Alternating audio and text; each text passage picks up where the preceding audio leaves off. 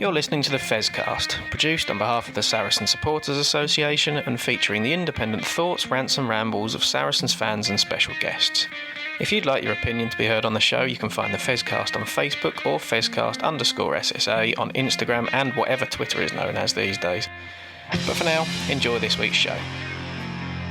You're listening to the Fezcast.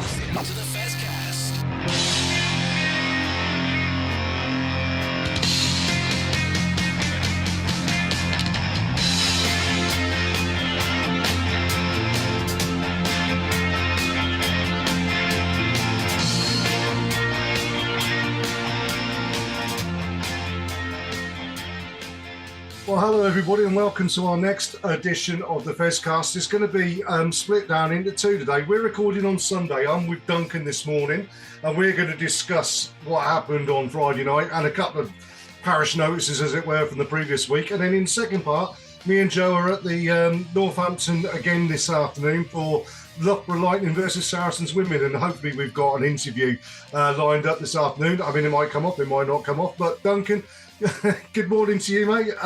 In the harsh reality, a couple of days after the semi-final loss, I mean, how are you feeling, mate? No, I'm feeling good. I don't want to talk too much about Friday until we get onto it, but in a weird old way, I came away feeling positive, but we'll talk about that later. Well, absolutely. I think that's the way to look at it, isn't it? Always be positive. But first things first, want to have a quick chat, very brief chat. I mean, we don't have to go into a great deal, but now some come out this week. Obviously, Mark Thompson, the CEO, we interviewed him a few weeks ago, and I mean, he's getting his feet under the table. He's, as he said, he's making some hard decisions, and one of those hard decisions is to sever links with Saracens Mavericks, who are now being bought by Lucy Ray, which, it seems to be tied up a few loose ends there, doesn't it, Duncan? I don't think particularly that the crossover works fantastically well. And I mean, I know Matt will be disappointed because he won't get to talk to the netball players anymore. But I mean, it didn't quite sit right, did it?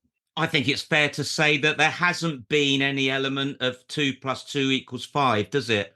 The Mavericks have played up the A1. They don't bring anything to StoneX. And Mark Thompson, in his interview with you, said, part of the strategy going forward is to make more out of StoneX. So it doesn't do that.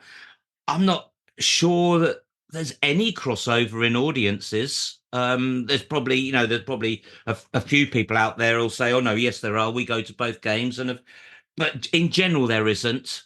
Mark Thompson actually said there wasn't much between the women's and the men's game as a kind of justification for having the women play at the same time as the men play Bristol. And if you go to a women's game, you can see that is largely true. The audience for the women's rugby is very family, very young female, and largely very different to the audience that goes to the men's game. And I've always found it amazing that more people don't go to women's game, but that's a different question. But certainly there's been very little crossover with the Mavericks. Now, against the background of losing over £5 million last year, and what are we going to do going forward? I think that concentration on StoneX, rugby and community, which also makes sense because it helps build up the audience for Saracens. It helps strengthen the relationship with Barnet Council, who were instrumental in funding the West Stand and will be instrumental in building out StoneX for the future. So it makes sense to me. Yeah, I agree with you totally. I noticed that I didn't say, yeah, absolutely, Duncan, because that's the one thing I noticed last week when I did my interview, that everything I ever say, I start, yeah, absolutely. So I'll try not to do that at this one. I've got it written up on my whiteboard above me, but talk about, yeah, absolutely. Let's move on. Just on that subject, I said to you, I was always really reassured when I talk a load of complete bollocks that you come straight in and say, yeah, absolutely. So I assume on that basis, I wasn't talking bollocks. I think that's our modus operandi, isn't it? But there we go. But anyway. Yeah, part of the course. Talking about, great chats. Last week, I spoke to Chris Chesney, which was, I thoroughly enjoyed it. I thoroughly enjoyed listening back to it as well. And I know from the email interchanges I've had with Chris now and how we've connected and whatever, he thoroughly enjoyed it and really was very appreciative, humbled and honoured to have been spoken to us. And I mean, it's something you get from everybody we speak to, but Chris was really, really, it was very important for him to say that to us. Well, I think, blow my own trumpet, blow Chris's trumpet. I thought it was an excellent interview. I really enjoyed it. After the Northampton game, there was a lovely interview with Warburton and Owen, with the ex-Wales captain saying to Owen, "It's only now that you'll begin to appreciate how much you were loved." And I've really enjoyed all the chats I've had with ex-players because they really enjoy it. It's probably, speaking to us, for many of them, it's the first time that they get to talk about their career in a kind of media setting. And Chris was great. And I always love the bits about what they do now and the fact that he's a bodyguard. Isn't that brilliant? Absolutely. Yeah. I mean, I really, I thoroughly enjoyed it. I thought he was very open. He was very, very, we always say honest. And it's what we said about him as a player. He was honest, if nothing else, on the field. He's honest off of it. And I just found it wonderful how, and the importance of realising as well. And I think the really important thing that came out of it, the fact that there is just a finite number of jobs in rugby for players who are retiring. And we're seeing 4 players retire in the Premier, even the semi-final on Friday night. You had Alex Waller's last game at St Stadium. Courtney Laws isn't retiring, he's going to carry on. But Shaw Maitland's retired, Alex Lewington retired. It's really important to realise that, they can't all stay in rugby. There is only a certain amount of jobs. And if you haven't got the profile of an Owen Farrell or a Courtney Laws, you're going to find it very hard to go off and do media or coaching or whatever. And, Chris cuts his cloth accordingly, isn't he? And let's be honest about it. When you were in the band, you wouldn't mind having Chris Chesney as your personal security, would you, Duncan? There would have been a few cases where I would have needed him, but I ran away instead. But it'd be interesting to speak to Mark Thompson when we get the opportunity to see what still goes on there, because one of the things I used to love, and it was driven by Nigel Ray, was the way that they encouraged the players to set up businesses. So we spoke to Chris Wiles about Wolfpack, and you had Brad Barrett with Tiki Tonga. You had various players doing various businesses, and a lot of other people saying, "Oh, it's Saracens cheating again." It wasn't. It was really, really good, I thought, and it'd be interesting to know how much of that still goes on. Well, yeah, I would hope that everybody looks at what Saracens did, and we know it's gone on for years. I mean, the stories of, like, for instance, Quins players that, I knew a player who went to Quins who was a bricklayer. He couldn't add 2 and 2 together and suddenly got a career in the city, and I mean, basically. Well, that was the old amateur days, wasn't it? Yeah, absolutely. I mean, it was taking people out for dinner, but still, you've got to look after people, and I think they did that brilliantly well. Next up, of course, though, I mean, when we're talking about players at the end of their careers or at the end of their Saracens careers, we do have to talk about Friday night's game. And, the season didn't end as we wanted it to, but I think we said on last week's Fezcast what we wanted to see from Saracens was them going out, handbrake off, going full tilt, and making a game of it. And who knew? We didn't expect to go to St Stadium and win, but we could have done. I got a little bit annoyed when Courtney Laws did his interview at the end, where he turned around and said, "Well, these are the games we expect to win." You shouldn't expect to win those games. You should be confident that you can win those games, and that's something different. But I'll let him off because it's heat at the moment, and Courts is a lovely bloke. So, I mean, I'm sure, that's just that was a heat at the moment sort of statement. But yeah, we went there and we put up one hell of a game, including having our standoff playing on one leg again, Duncan. Yes, come on to that. It was interesting because I was lucky enough to go. Out of there's a bunch of 5 of us who are regulars at StoneX, and we go to away games, and only 2 of us wanted to go because all 5 of us expected, in a way, us to lose. And I thought, well, I'm still going to go even though I expect to lose, because I can't stand watching those really tense games on the telly. I'd much rather be there. And I'm so glad that I went because I mean, when you get to semi-finals, the atmosphere is brilliant, and the atmosphere in Franklin Gardens was absolutely tremendous. They didn't sing that bloody song that me and Chris Chesney hates so much, too much. And when they did, it did make the hairs on the back of your neck go up. And it was a great occasion and a great game, and it was by far and away the best performance we put in against Northampton this season. There was a bit of, we rode our luck at times because there was a time when there were loads of incidents going on where we could have easily had a try scored against us, and I think the game might have got away. For instance, that slight home kick forward. 9 days out of 10, that ball would bounce up into his hands and he'd score. And if we'd gone that far down, who knows? But we kept at it. It was a tremendous performance, especially defensively from both sides. Yeah, and we kept in it. And on our side, if Loz hadn't taken his eye off the ball a bit with that brilliant pass from Elliot Daly, he was through. And it really was a tremendous game. And it had, which I said to you, really didn't come across on the telly, the tackle of the season. Oh God, yeah. From Martin Gonzalez. I mean, goodness me. He started off that run from Milton Keynes. He was so far away. Oh, for certain. And he got there and just about got the player's foot in touch. It was a great evening. And at the end of it, I felt glad to be there. I felt proud because if we'd played like that against Sale, we would have been going to a home playoff yesterday. And I think credit to them, Saints were the only team in England could have beaten us on that form. Yeah, I agree with you. I mean, you nearly said, yeah, absolutely, didn't you? I did nearly, but no. I think the one Martin Gonzalez tackle did come over on the telly, mainly because the guys in commentary were absolutely loving it. And I mean, they kept on pulling back to it. And it was an amazing tackle. And one Martin Gonzalez, we'll talk about that at the end of the season when we finally finish up and we talk about Premiership Team of the Year and whatever, and how many Saracens get into it. YMG gets into that team without that shadow of a doubt. I mean, it was outstanding.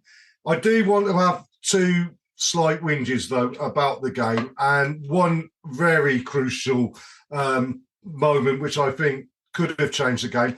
The first one is Jamie's try that never was. By the letter of the law, he was offside. I've always thought that's a stupid law, and if it had been Curtis Langdon scoring it for Saints down the other end from the same position, I would have said exactly the same thing. Jamie, okay, it was an offside position, but the ball's open. The ball carrier's gone past him. He's popped a pass back. We want to see tries in the game of rugby. That's what we want to see. We want to see excitement. We want to see points.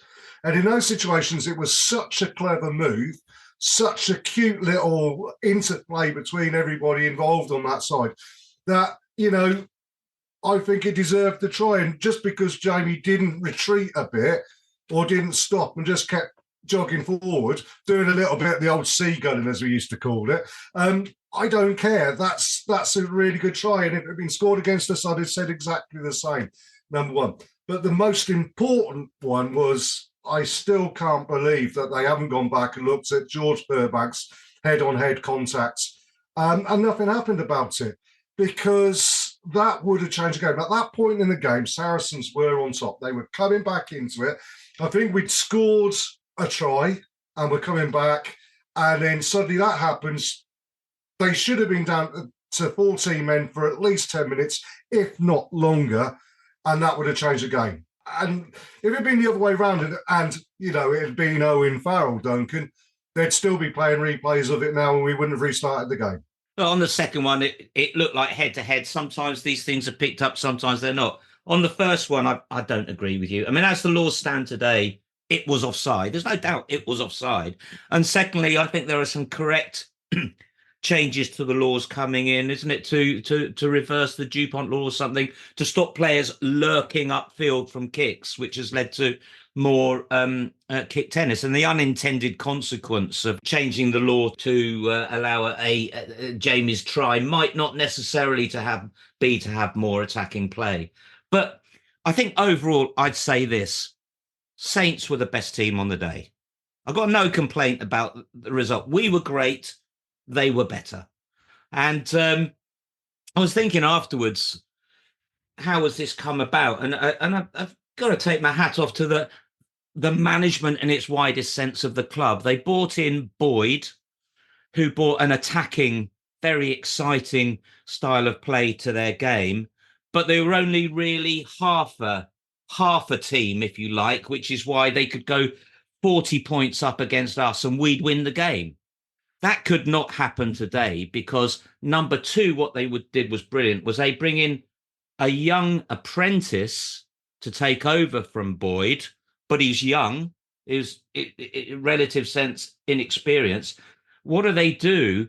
They bring in a really, really experienced defence coach from rugby league, who's actually been the head coach, a successful head coach at Hull for 10 years, and also spent a year in Dallas learning rugby union. So he not only brings that defence aspect to it, he's actually done the job of all the other stuff, the man management, the team bonding, all of that.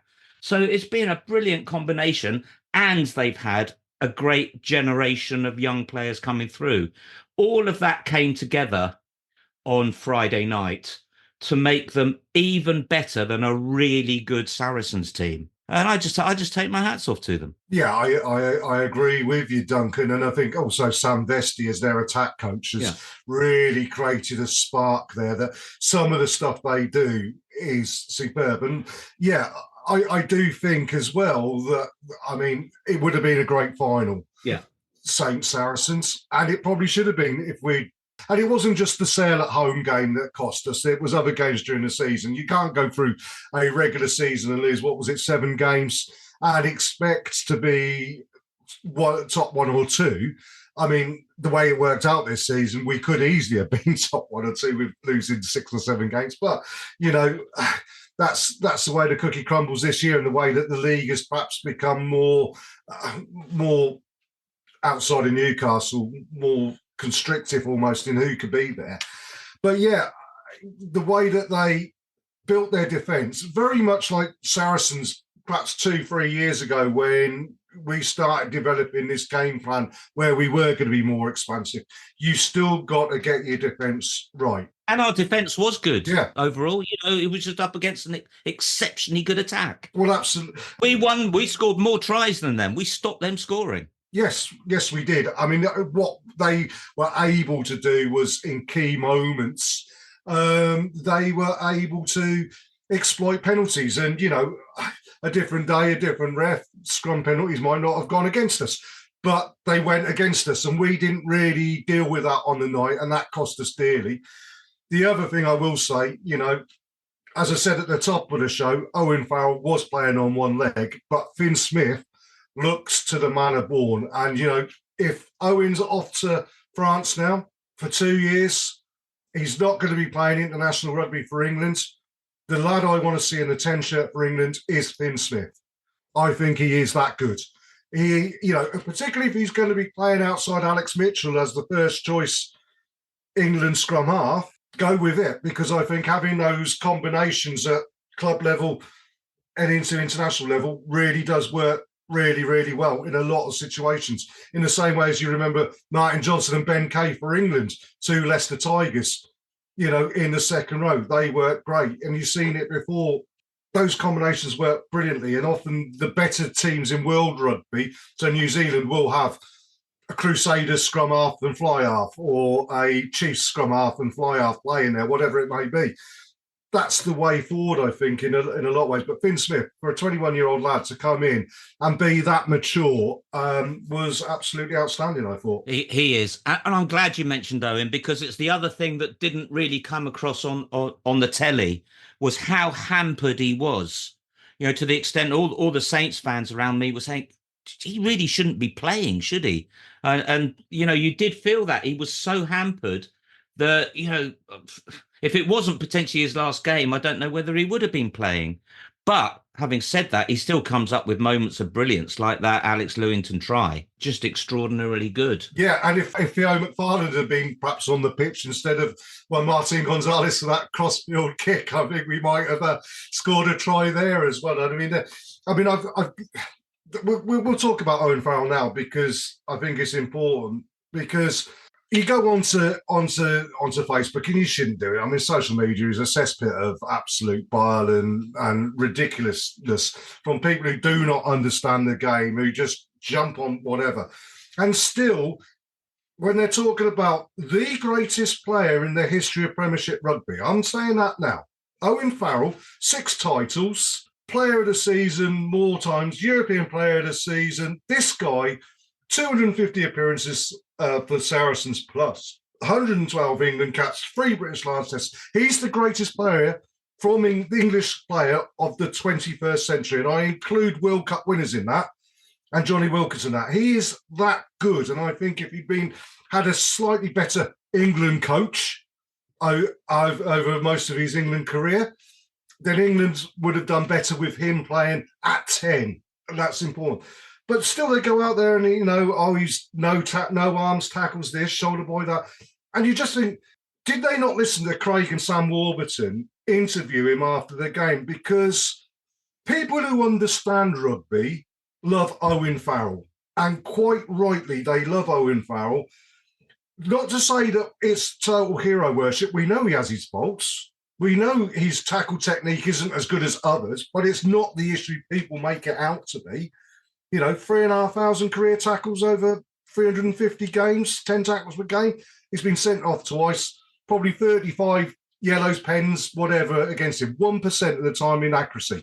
Okay, there's players better than that, but you're criticising the bloke for and whether it's because of his accent or whatever, but you watched him at the end of that game on the telly in particular. Sam Warburton and Craig interviewed him. It was wonderful. And you could see he was embarrassed by it almost, because I don't think he's such a humble bloke that it's a struggle for him to understand, I think, sometimes. And as you said, when we talk about Chris Chesley, when he sits down this summer, he's not going to be doing anything this summer.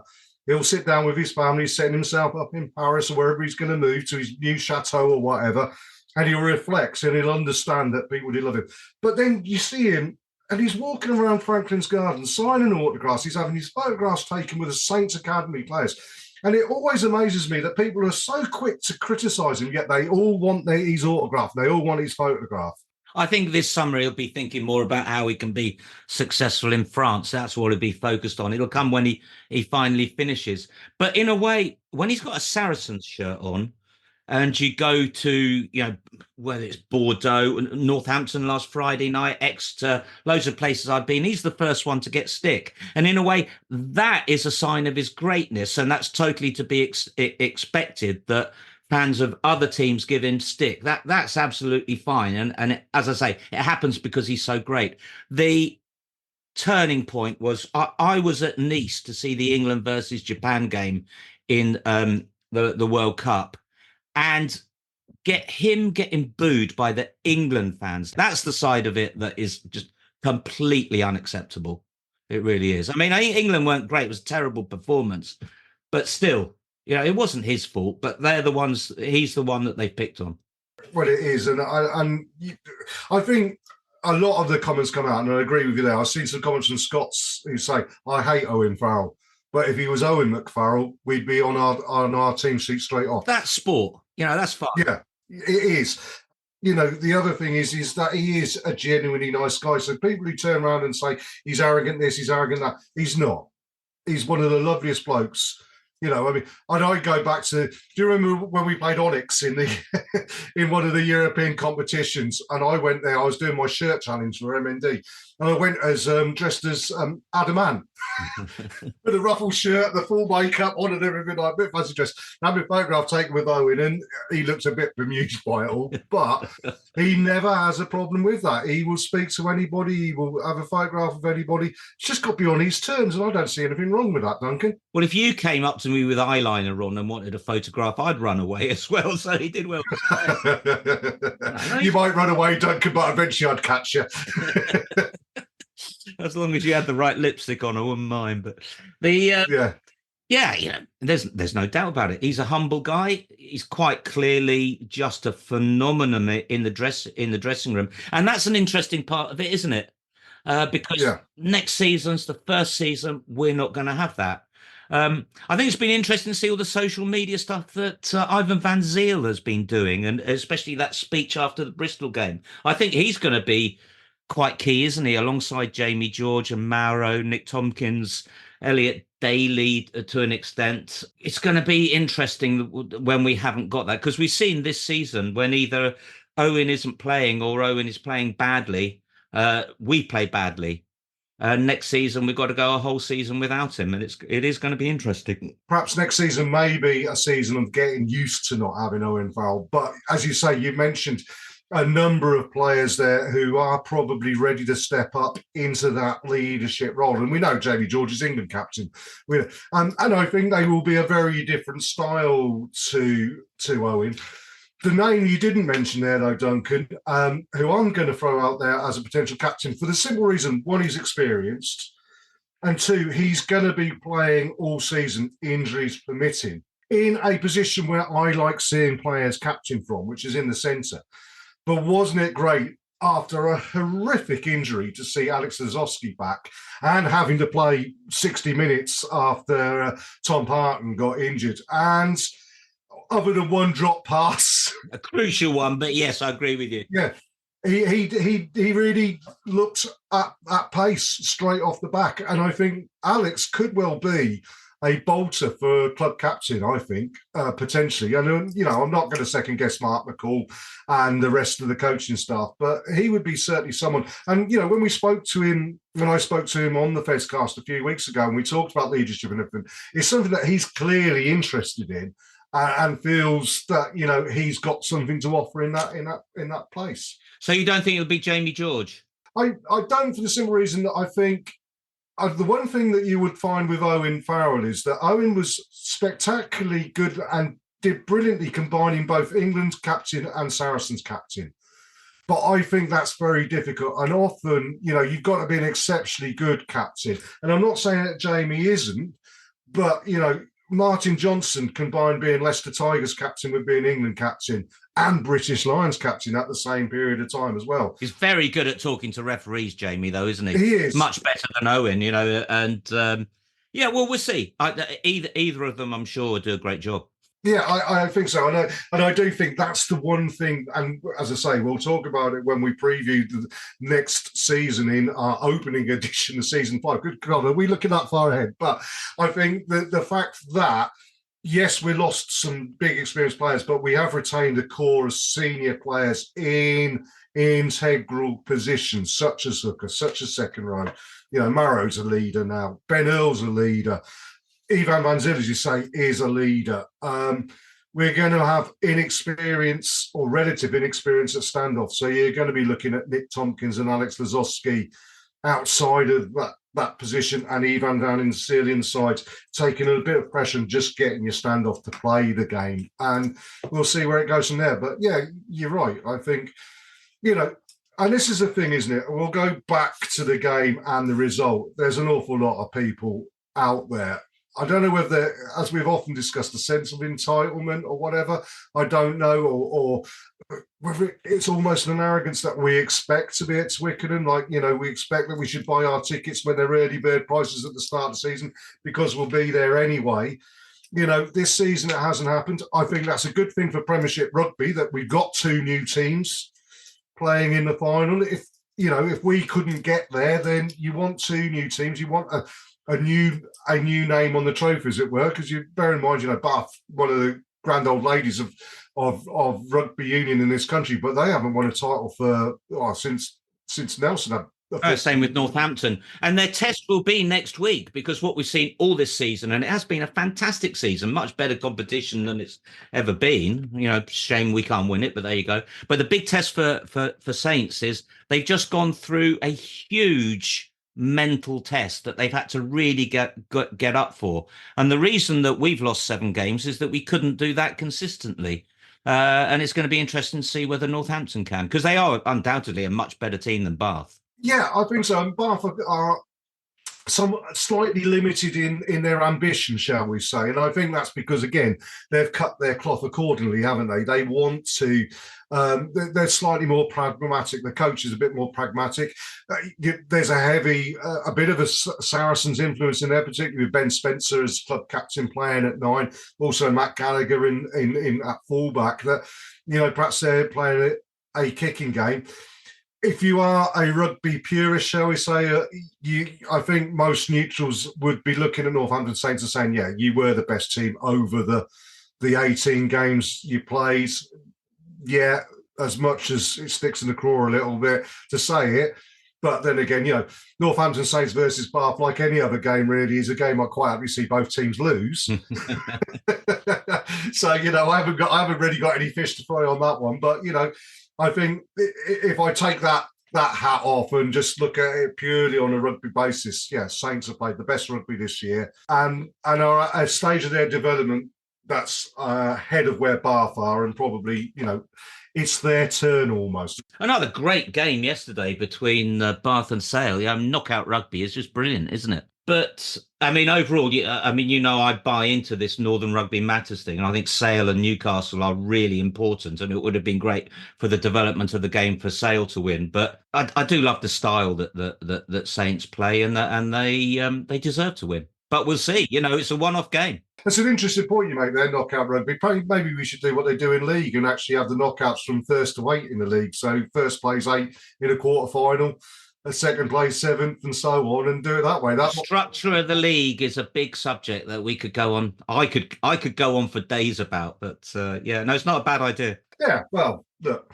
shall we finish up there, Duncan? I'm going to say, I think before the end of season 4, we will review our season for the men far bigger.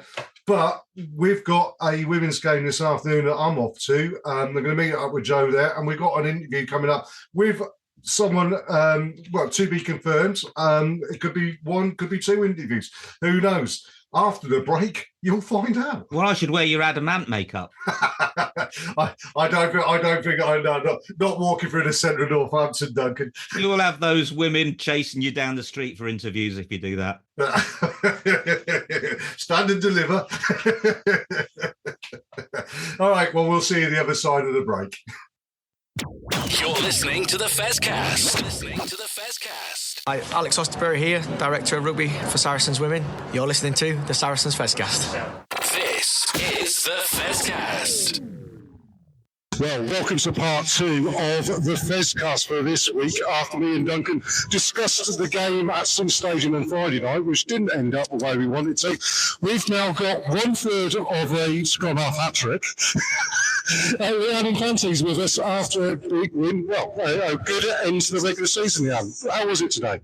Yeah, very hot, but it was a fantastic game of rugby. Ideally, we wouldn't have liked to have leaked as many points as we did, but Loughborough are a great outfit when they're at their best, so we know that we had to come here and put a performance in today. We had to dig it deep at times. It was tough out there. I can't imagine what the ball in play or the possession stats were, so that'll be interesting in a week. But it was a great day for rugby. Hopefully there'll be some really cool tries for people to look out for. And it was fun. Well, this seems the first half that Loughborough were really on it. And didn't kick a lot, just ran everything at you. So defence had to be on its mettle first half. Second half, you come out. Did Alex have a bit of a word in the changing rooms at half-time? Alex always has a word in the changing room at half-time. We had to be better in the second half. We know that. So part of it we already knew, and we kind of said those things, and Alex kind of reiterated that. So, looking at Loughborough, they like to throw the ball around, and we knew that was coming, and we didn't adapt quick enough on the day. But we did a good enough job to come out on the right side of the result, which is the most important thing, and then we can build on that this week and take that into next week. Well, of course, next week is home semi-final. Against Bristol, we believe. Yeah, Joe's give us the thumbs up there, who did get a loss today at Sale, which, going to knock their confidence a little bit. How important was it to just keep on winning after a big game against Gloucester last week as well. Yeah, I think we knew that the last couple of rounds of this season were going to test us, and we wanted to make sure that the performances we were putting out there was something that we were building on week in, week out. So yeah, it was hugely important for us. Yes, we did get the result against Gloucester last week, and we did secure that home semi-final, but we didn't want to take a step backwards today. We wanted to be able to build into next week as well. So yeah, it's a stepping stone. Like I say, there are learnings, but it's quite nice to hear that Bristol result today, just to make sure that we've got to be on our edge. It's a home semi-final for us, but it's a semi-final for Bristol. So yeah, people are going to need to learn quickly how to win those games. It's going to be a tough battle, different styles of plays. It'll be interesting to see how we analyse that in the week and then hit Sunday running hopefully next week. Well, that's the interesting thing, I suppose, is thinking about it, 2 really hard games. I mean, how important is it to go into a semi-final battle hardened as opposed to perhaps having an easier game and, bringing players off, resting players, maybe running in a big score? Is it better to be battle hardened and have some real big, hard, tough tests? Personally, I like it. That's why we play rugby. We want to be in the big games. We don't want any game almost being a walkover anymore, and you don't get that in our league the way women's rugby has progressed. So yeah, I think it's a testament of our character. Both last week and this week, we had to finish games well. And again, knowing the style of rugby Bristol want to play, we're going to have an 80-minute performance next week. There's not any time to be able to knock off. So yeah, I think it's stand us in good stead. We just need to make sure we put all the work in this week and make sure that we're firing next week. Now, the other question I was going to ask you guys is, we've seen what's happened with the men on Friday night here at the Sim Stadium. Not a result the men wanted. No silverware for them guys. Is it important now that the women, is it an extra impetus to go on and really perform in the last 2 games, we hope, of the season, to put that big trophy in the cabinet? I mean, you've already got the 1 trophy, of course, this year, but I mean, one, you get bragging rights over the bed, and secondly, Saracens, we're used to having silverware at the end of the season. Yeah, definitely. I think no one individually needs the extra hunger to go out and win a trophy, but I think the way we've been playing and the way we're building into it, absolutely, yes, we want to go, like you say, we've already had 1 trophy this year, so we want to go and get that other one. The games that we've had at the end of the season has stood us in good stead, and we have been building into that. Like you said, some people have been rested, some people have been out here today and have taken their opportunity, so it's going to be a selection headache. But yeah, of course we want to go out there and win that trophy. We were gutted to not be in the final last year, so we want to right those wrongs from last season and make sure we bring something home.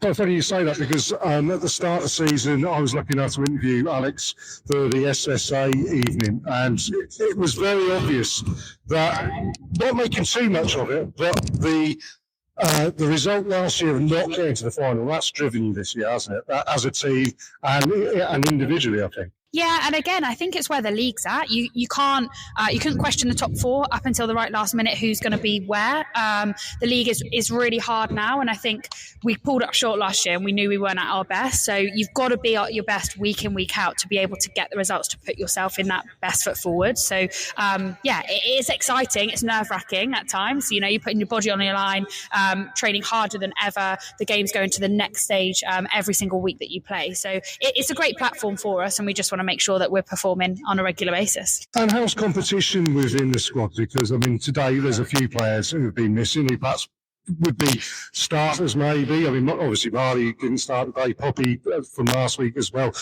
Competition, is it all driving you all on? Is it, are you coming into training and, I want to be the starting 9 or whatever, and it's driving you on to all of you to greater feats, as it were? Yeah, definitely. We're trying to use every training session as a platform. So we talk about not taking any backward step, and that's both in our performances at the weekend, but it's in our training. So we're trying to build those building blocks that each week we just add an extra chink of our armour onto our game. We never want to sit back. The characters that you've got in the squad, there's that natural competition anyway, but the fact that the selection headaches for the coaches hopefully are narrowing down. And I think there was some fantastic performances out there today in the absence of some of those girls. So really excited, and everyone just wants to be a part of it. No one wants to have that bench shirt, but also no one wants to miss out. So it's just driving us forward. We're pulling together. It can get feisty at times, but I think that brings the best out in us. And if we don't do it on a Tuesday and a Thursday, how are we then going to do it at the weekend? So yeah, we're just focusing on us. And like I said, just trying to get every single inch out of every training session we have. And lastly, I was going to ask you personally, I mean, how do you think your season's gone? How happy are you with your season personally? And two, how are you feeling in yourself at the end of the season? What ambitions have you got? What do you see your role as going forward into these last 2 games? That is a hell of a question. How much do I give away? No, I'm joking. I think I'm really proud of my season. I'm obviously in a different position now from an England contract perspective. So I've been doing a dual career this year, and I'm really happy with my performances. I might have had a dip in the middle of the season, but I thought I started really well, and I think I'm in good form now. So just trying to maximise every opportunity I get to throw a ball around. I'm excited to hopefully have 2 more games this season and then head into next season on a high, hopefully. Absolutely. You mentioned it there. I know Loxley mentioned it before, and he said you'd probably have a word about your outside rugby career developments. I mean, what's going on there and how's that all coming together? Yeah, so I sat my exams kind of June to October time. I'm a qualified financial advisor. I've been doing that since November last year. So just trying to juggle the two. And I'm not going to stand here and say it's easy. I think it's a great thing to be out there in the public, having dual careers. No one can play rugby all of their life. It is a short career. So if I can help other people expand their options as they come towards the end of their playing career, I think certain players in the past is kind of, you lose your identity a little bit, is what people have spoken about on other podcasts around when they finish playing. Well, who are they? What does that mean to them? And I've tried to avoid that, and hopefully I will take my performances in rugby, but then I can take that into the finance world, and it is completely opposite. I'm not out there being active all the time. I am sat in front of a computer, but I absolutely love it. I've done it for my husband and I, and that's kind of what's drove me into it. I thought, if I can do it for us, I can do it for other people, and I want to make people's dreams a reality. And if I can do that through helping them financially structure their lives, then it's really rewarding. So yeah, I'm loving it. Well, that's great. It's interesting you say, talking about finding a career outside. We spoke to Chris Chesney last week, former Saracens legend, and he talks about, there being a finite number of jobs in rugby when you end your career. Some players have to find outside work because for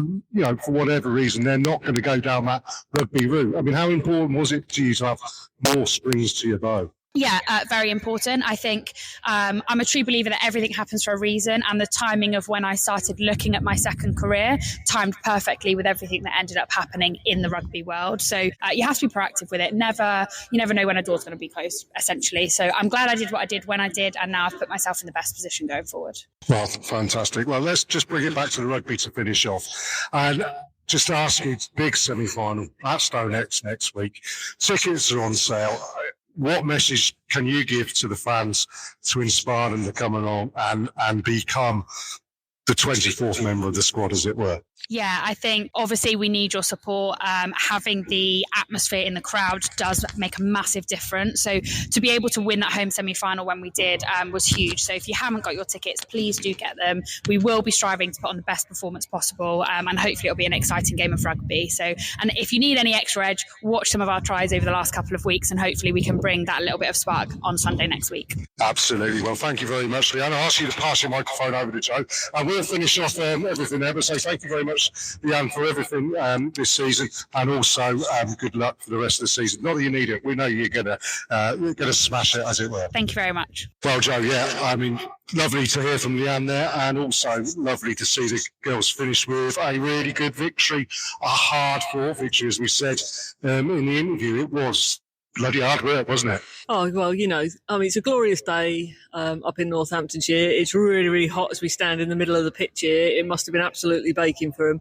And they went from end to end to end. Loughborough, absolutely brilliant themselves. Some really good passing rugby, really brought the width into the game. But yeah, the girls, I think, as Leanne said there, it was really important for them to carry forward from last week's great victory against Gloucester, and then go into that home semi-final with that win, because they will have that confidence. Still stuff, I'm sure, to work on in training, which Alex and the rest of the coaching team will be working on going forward. But yeah, really looking forward to next week. And as Leanne said, really go and get your tickets if you haven't got your tickets already. Women's season ticket holders, it's part of your season ticket, and there is a 25% discount for men's season ticket holders to buy your tickets as well. So there's the incentive. If you haven't already got one, hopefully the weather will be as glorious as it is today in Northampton. But yes, please come and watch the girls. Absolutely. Well, thank you very much, Joe, and thank you very much, Leanne, and everybody from the club, and obviously Duncan earlier on. To say, we'll be back next week, hopefully looking forward to a final for the women after a semi-final win over Bristol Bears. But until then, all the best, and thank you for listening in, and speak to you next week. Ta-ra.